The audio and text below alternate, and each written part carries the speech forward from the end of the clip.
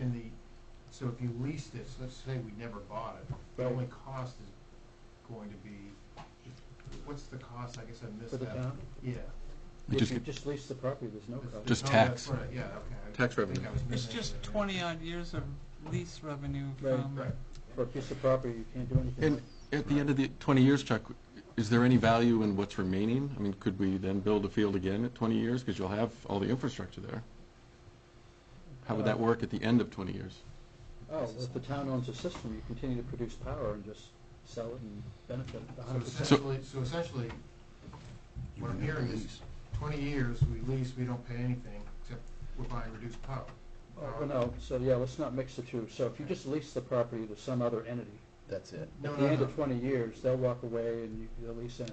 You don't, No, I'm not, no. I'm talking about, we don't purchase it, but you run it. We're Oh, the- we own the system you and own you buy the system. power, yes. We're buying the power, Yep. there's no cost to us. Right. At the end of 20 years, the depreciation on the system is at a point where, what I heard you say is pretty minimal, It's pretty inexpensive to buy it, right? so it almost sounds like, And then at that point, if panels are cheaper, could we then just redo the field with new panels? Oh, you could, except that, you know, you'd incur that additional expense. Right. And You've you got may not panels need there to. that are, Yeah. right, the Yeah. panels are still working. And like I said, they got a 27-year warranty on the So we power get 7 production. years for nothing if we Yeah. just did the 20-year lease. Right. Or So- in other words, that graph on the right continues to go up before it goes, It the one does. with the, it Is goes that- up before it goes That's down, okay. Oh, yeah. Because it's just 20 years. That one's 20 years, so you'd get another 7 years of good. You'd get another 7 years of good production. Oh, yeah, sure. I mean, beyond that. any So- other any questions? I, we have here first? Well, I have one more point to make if I could. Just- Sure, yeah.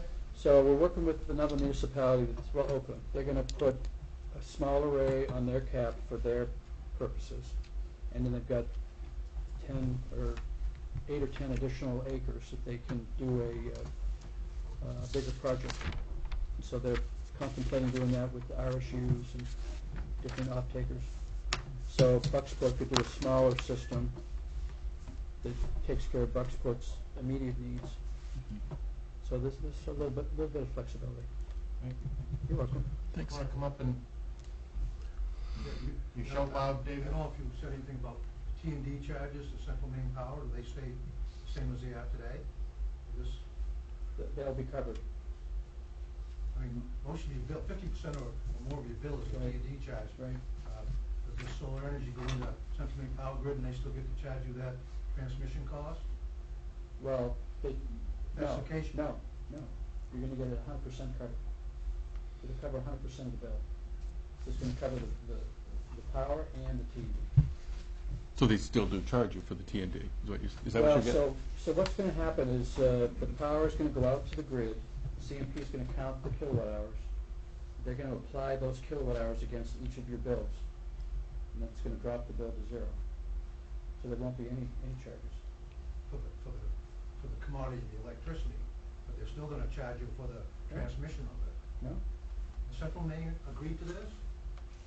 Reluctantly. I can't believe that.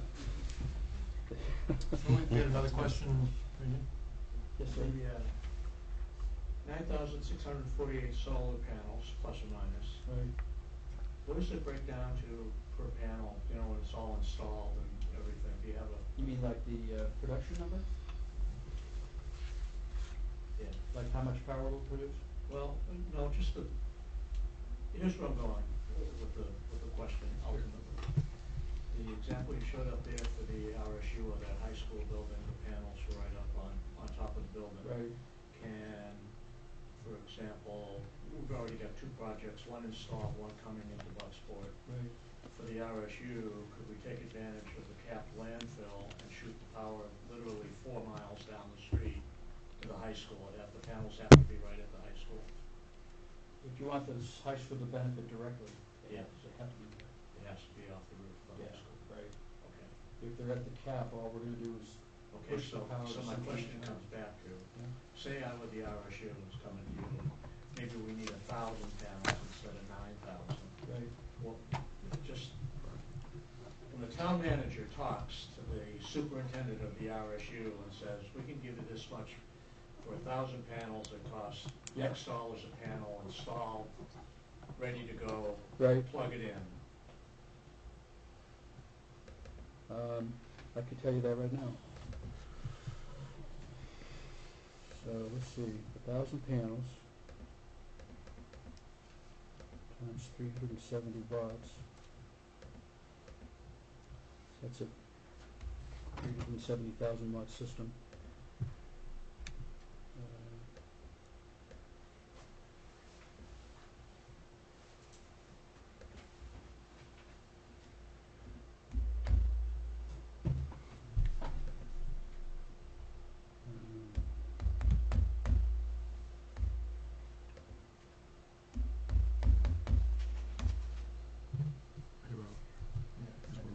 One more question.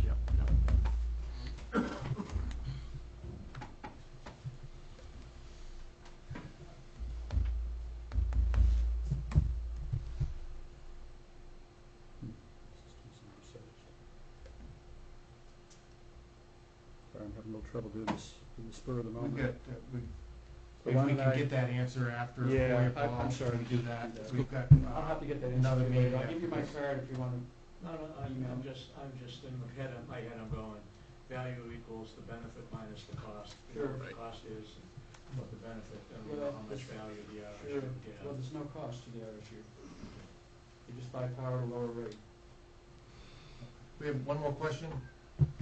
You stated that the high school on MDI uses 500,000, and you stated that this array that you want to put out here on the thing will come up with 447,000. Up here at the landfill? I think that's what you So said. if I put up 9,600 panels, it's gonna make 4 million kilowatt hours. I thought I saw 447,000. That was the savings number. That was the money there. That as the value of the electricity. What about the value? I wrote down 447,000 is the value of the electricity generated. Yeah, that was in this Uh, That's handout. correct, 47, Right. Yeah. Yeah. Savings, I think that's a savings. I've got a few extras I'll hand out so that people can look at these numbers. Did you have a question? I just have one question, and it came to me after we did it the first solar array. What happens when the solar arrays need to be discarded? Are they recycled? Where do these go? So it's a new industry, and we haven't had to recycle solar panels yet, but they've got metal frames, they're covered in glass, there's the silicon wafers that we're gonna have to deal with. So hopefully in 20 years we'll have a solution. Yeah, I haven't heard of any recycling programs for wafers. Okay, thank you very much. Thank you for your time. Sorry, we've got another meeting, so we're gonna move Yeah, on. okay. Motion adjourned. Second. Second, motion seconded, we're adjourned. There's a couple of cards Thanks, Chuck. in case you want me to follow up with any information. Thank you. Thank you for your time. Thank you.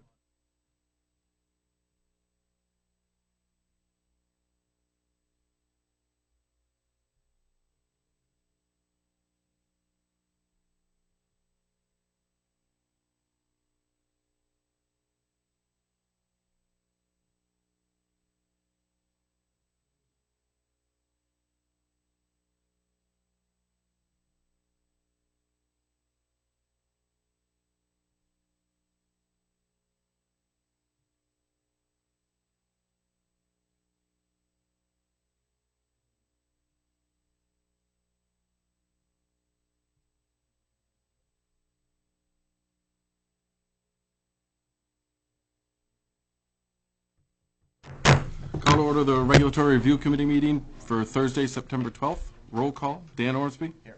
Mark Eastman here. The first item, number 3, is council rules. Sue?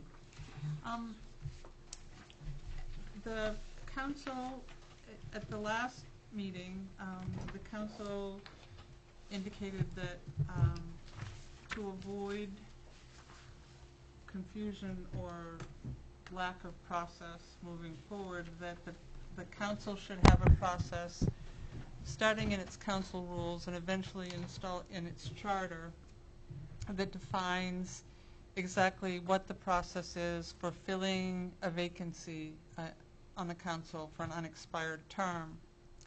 And the second item that was discussed was the desire to provide, to clarify the council's intent in when a person elected for an unexpired term would take office, whether that was the first meeting of the new calendar year, which is when everybody else does, or whether that would be the next meeting after that. The information that people shared last time was that the people in attendance at that meeting indicated they were that the process should be for the filling of an unexpired term, the interim vacancy, that the council should first offer that interim seat to the candidate that was the first runner-up in the most recent town council election. And if that person chooses not to serve, or there are no candidates that were not elected as part of that election, then it would then move to the fact that the council would nominate whoever it chose to, and it would be a majority for that. It was brought to my attention that the first part should, in case there was a filling the vacancy and regular council seats, as there are in this election, that in looking back, that you would be looking back to the first runner-up in the full term slot, just to define it, so that if there were two types of seats open, that you weren't saying which one gets it, that it would look back to that full-time seat. And the language in the second piece that I did reflected that people were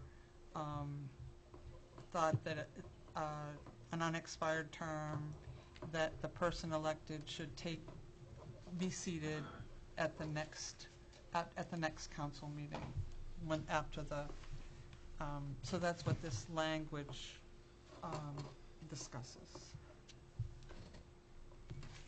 Anything from the council? I looked at that. I think number 2 is all we need. And one of the reasons why is that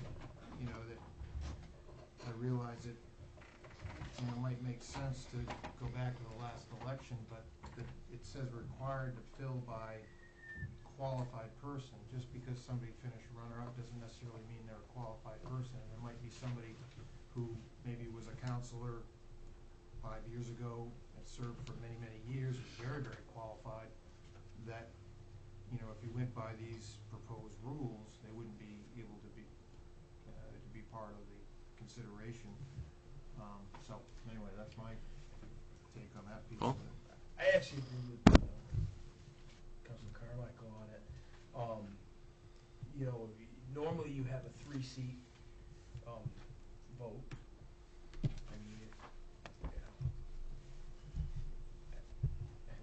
I don't think it should necessarily go to the next person in the election. They didn't win the election, but for one, not that matters. But I agree with Councilor Carmichael that doing this, you're handcuffing the council in an aspect of you have to go to that person, regardless if they're qualified or not.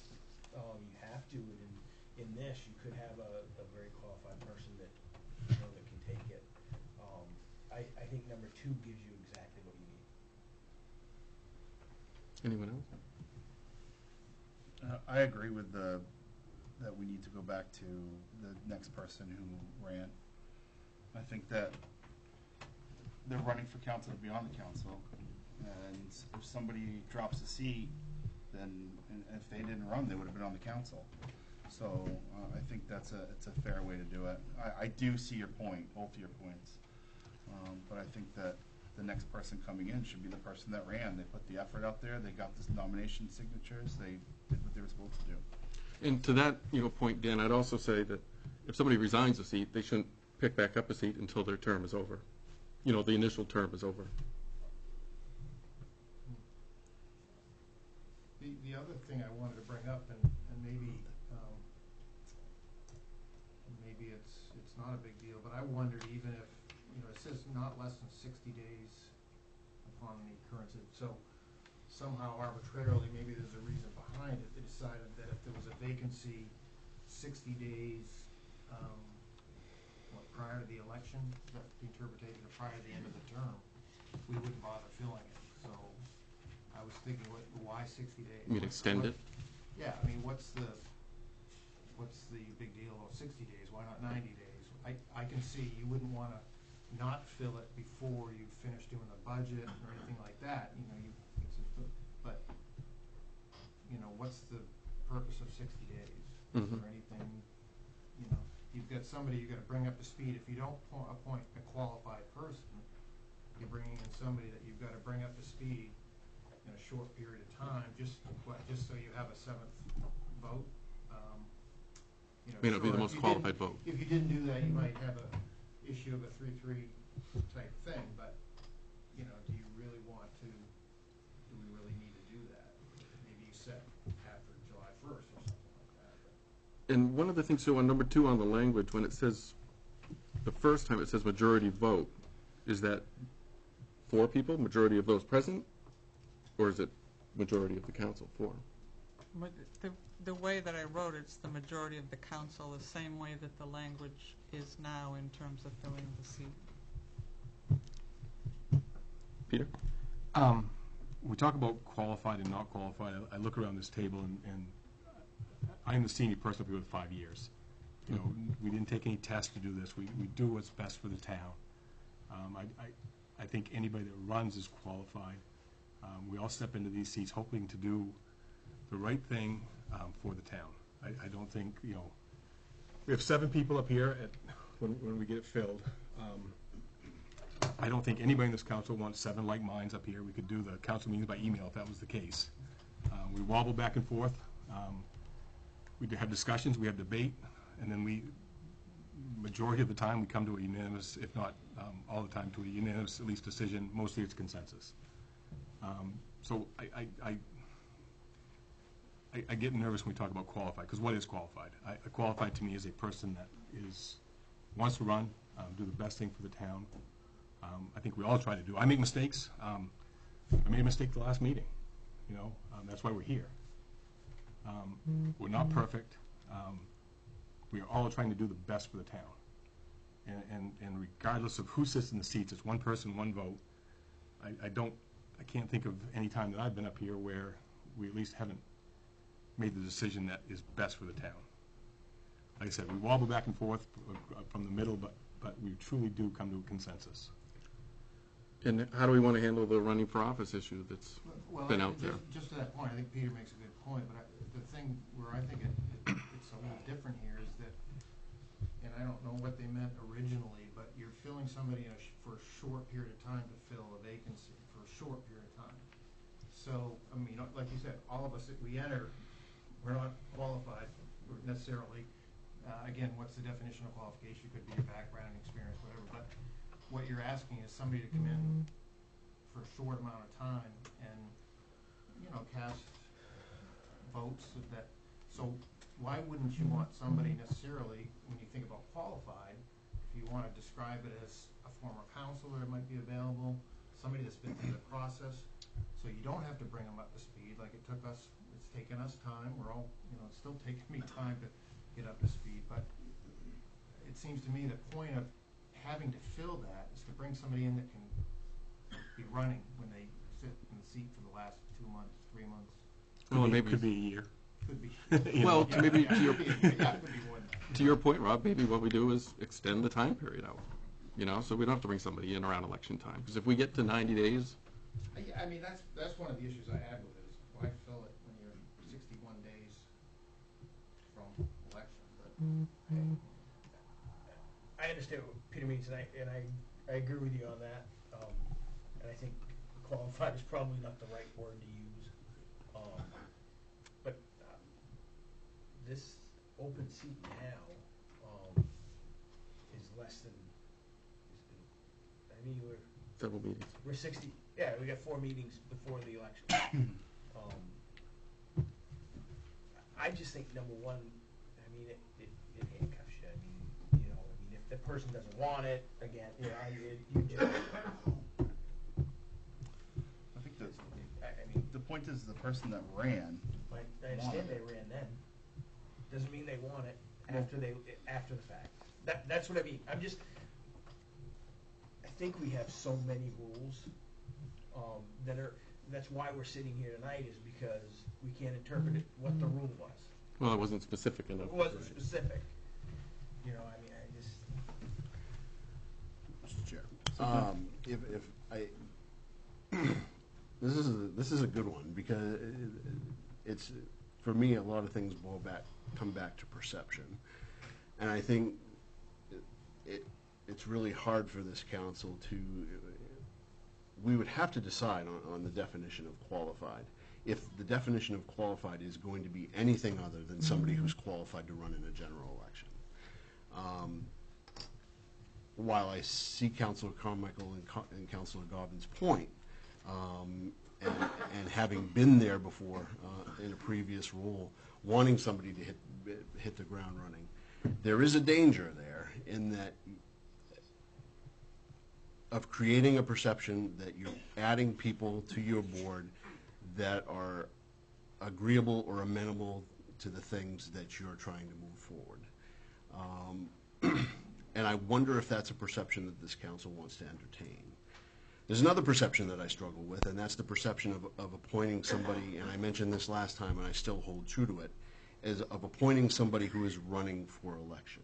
I think what is presented here may offer a little bit of a fix for that, because if somebody happens to be the person that finished runner-up, or whatever you want to call it, and then is also running again, just happens to be running again when it comes time to appoint someone, it takes some of that perception problem away. But I think there has to be some sort of acknowledgement that whether that person finished runner-up or not, if you're appointing them to the council, it gives them an advantage in the next election if they're running. And if this council's okay with that, this council's okay with that, but we can't shy away from that. We can't, there has to be an acknowledgement of that. Because I really think it is dangerous waters to ever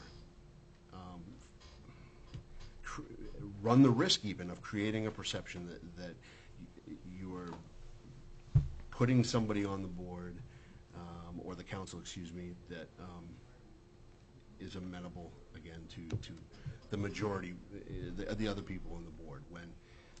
And I'm not saying that's happening here, I'm talking about perception, and perception can be reality, and perception can, and I'll leave it at that. And that's a good point.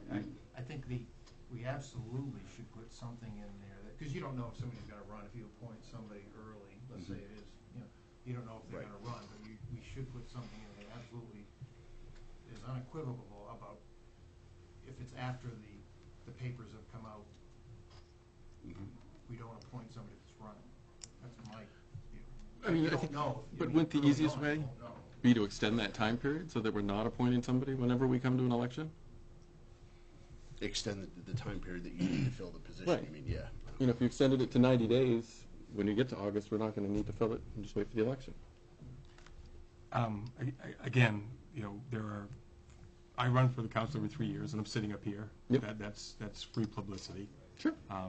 Sometimes when you appoint somebody, if they are running, that gives the folks a chance to see if that's. I don't look at that as. I don't look at it as politics. I look at it as what are we? Everybody that's running is doing something best for the town. I go back to if we're within an election cycle and somebody was, you know, we're lucky we have 9 people running for elections, and we're fortunate that there was, you know, 20% of the vote spread across 4 or 5 people. I don't see the issue with filling that if that person is willing and able to fill. I understand. I do hear everybody else's things. That's sort of where I am. my hope is that we don't have to come to this again. Sure. Right. Yeah, me too. We'll just take some from the crowd. Paul? Hi, Paul Raps, Fox Mills Road. What I'm looking for is consistency. Last year at this time, all of you, when the issue came up in August about the charter and the ordinances didn't match up, and there was a question about fire department and being on the council, paid, blah, blah, blah, all that got resolved. It took 4 months to do it, okay, but it got resolved. But at the time, I expressed interest that to backfill a position that came available, I was told at that time, well, if you do that, then come this November, I wouldn't be able to run for a full year term again. And then after that, Paul Garvin moved in because I remember at the time you said probably not interested in running, so that went down. So that's the way it was last year, and all I'm looking for is consistency. And I will be the first to admit, I make This- mistakes, I try. We do the best that we can, It's water under the bridge. and I'm just looking at, that. I think everybody up here is, we're trying to do the best. We have interpretations for Yep. for things that are written that I can't understand, and we're trying to do the best. And I think that anybody that is running for council, their heart has got to be in the right place to run. And Just one last thing about the point about, you're right, I mean, people could sit up here. If they're appointed after they've already taken out the papers or formally, then what do we do about somebody that wants to sit in the audience with a sign or hold up a? I can actually live with the appointment once the papers come out. I can absolutely live with that. That was my only. I can live with that. I mean, that's if I won't die on that vine for that. So. There a motion? From now until the January, there's only going to be 5 meetings. There's one here in September, 2 in October, 1 in November because of Thanksgiving, and 1 in December because of Christmas. So you're talking about 5 meetings to get through, at least for me. Yes, Bruce? Yeah. Bruce Clement from Russellville. I think it should be as quick as possible, somebody reelected. I agree with the runner-up wants it, he should have it. And the reason I say immediately is because like last meeting, there was only 4 of you here. If there had been somebody appointed before that, when the last resignation came in, there would have been 5. Mm-hmm. Okay. And as far as experience trying to go into budget time, none of you guys had experience going in at budget time, really. When you were elected, and you were elected for this. Anyone else? And We're about that's a 30 good seconds point too, away. that it's an immediate thing. There's no question about it. I mean, if the person decides to take it, that's it, it's filled. Then at that point, if it's not, then it turns into a little bit more of a discussion and, nominations and things like that. I think this is pretty clear cut. Just for, I know, I know. this will be a first reading, there's no action that's going to be taken other than, and this can continue on with discussion, if that's okay. Yep. Anyone else have anything before we wrap up? Go ahead, Jim.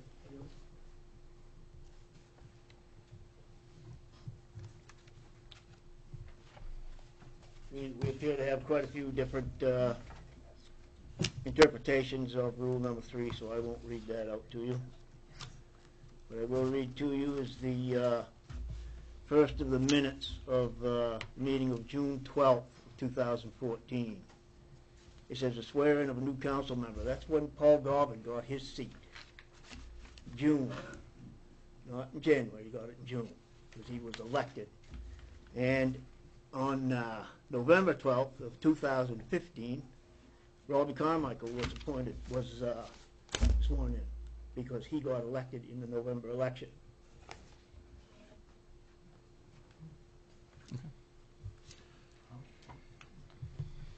Go ahead, David. I see you've got on the agenda here, appointment to fill council seat. Sounds like you're really not ready to even take that up tonight. If that's the case, you're gonna be down to 3 meetings before the vote, so maybe it's in the best interest of go in 3 meetings with 6 people and wait until the election. Because right now, it doesn't sound like you're even ready to make the decision on an appointment. I think we're ready to make a decision. I think we're just trying to get the rules straightened out to going Okay. forward. For next time.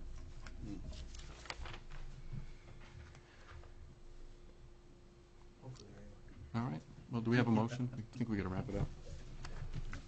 Motion to adjourn. Second, all in favor? Meeting adjourned?